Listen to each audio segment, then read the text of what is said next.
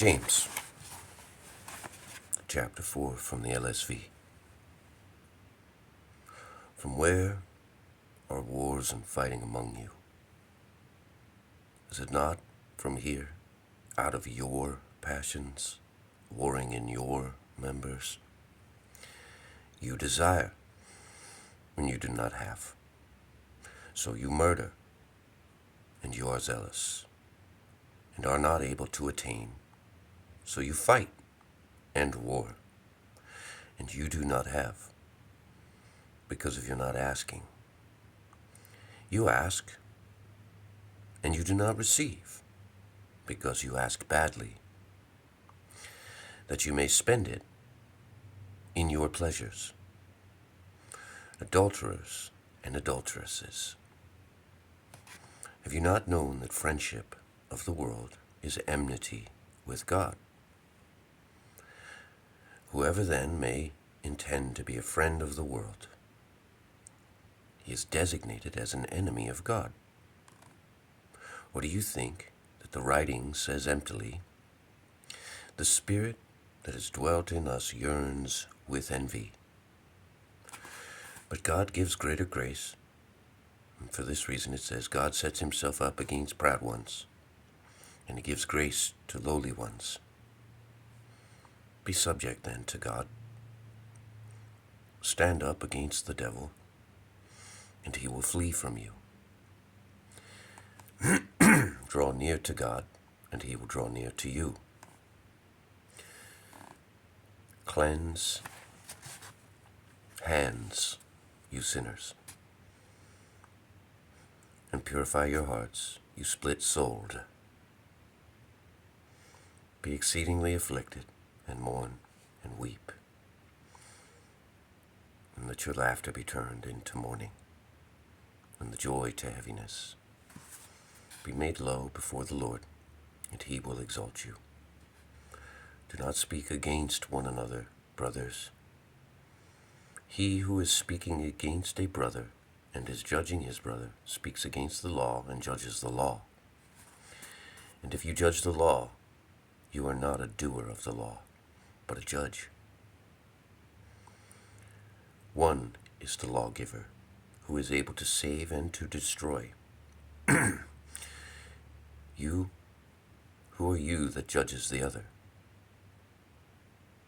Go now, you who are saying, today and tomorrow we will go on to such a place, such a city, and will pass there 1 year, and traffic and make gain.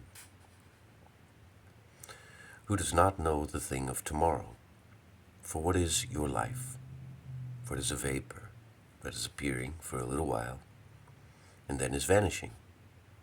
Instead, you ought to say, if the Lord may will, we will live and do this or that. But now you glory in your life. Now you glory in your pride, But now you glory in your pride, and all such glorying is evil. To him then, knowing to do good, and not doing it, it is sin to him.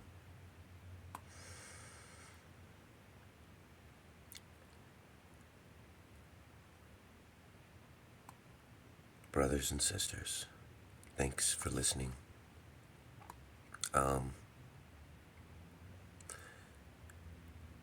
Right at the beginning of this chapter, it says, from where are wars and fightings among you? Basically, where do they come from? And it says, is it not from here, out of your passions, warring in your members? They come from inside of us. And then he goes through a logical procession. You desire, and you do not have, so you murder. And then you're zealous, and are not able to attain, so you fight and war, and you do not have, because of your not asking. But then when you ask, you don't ask properly, because you ask in a way to spend it on yourself. Adulterers and adulteresses, have you not known that friendship with the world is enmity with God?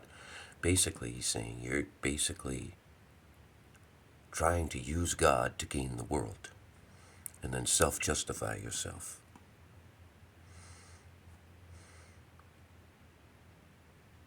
And later on in the chapter, it talks about judging your brother. And it says not to. Again. Now, that doesn't mean we don't make judgments and say, well, this issue is wrong. Clearly, there is a violation, or there is a misunderstanding, or there is something else.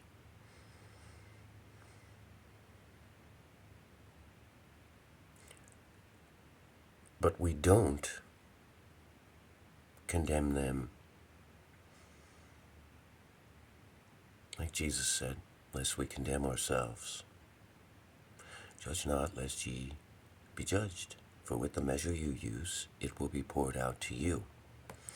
So when I look at my brother and I'm upset about something, or they look at me and they're upset about something, maybe, instead of saying, well, why aren't they like me?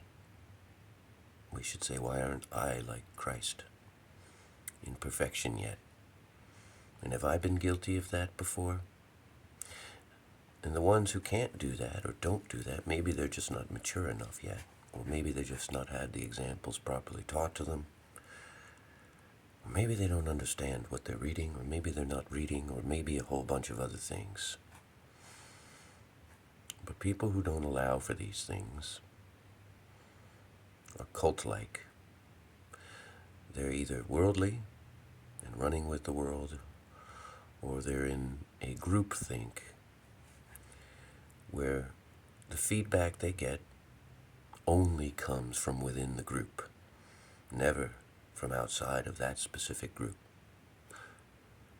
If the group is not like us on the outside, then we say, oh, we can't listen to them because they're not like us, because we are the one true ones of God.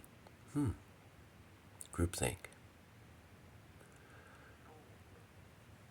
This is not what Scripture says. This is not how Scripture says to do things. Or they filter Scripture through the interpretations and understandings of just different individuals in time. Some of them may be correct. Some of them are not correct. The point being is you're not supposed to filter it through a million different people's understandings. You might get some insight, and that would be great. But if you take a founder, like a Mormon or a Jehovah's Witness, or any other Christian denomination, and exalt that man, venerate him, to a position that you feel he was the first one to really get it and explain it well. And you've got problems, man, and you need to turn to God and deal with those problems, honestly. If you're reading books about the Bible more than you're reading the Bible, then your interpretation of the Bible has been compromised. You should read books about it. You should get insights from other people. But if you're studying a thing, it's probably best to understand the thing and know the thing and be familiar with the thing before you listen to other people's opinions on the thing. And that goes for anything, whether it's the Bible or your thumb or, I don't know, carpentry, plumbing, welding, astronomy. Anyway, wish you all well. Godspeed. Have a wonderful day. And be with the Lord. Look inside. Give him what's there inside, good and bad. Say, Lord, I can't lie to you. You see and know all things. So please help me with X, Y, and Z. Godspeed.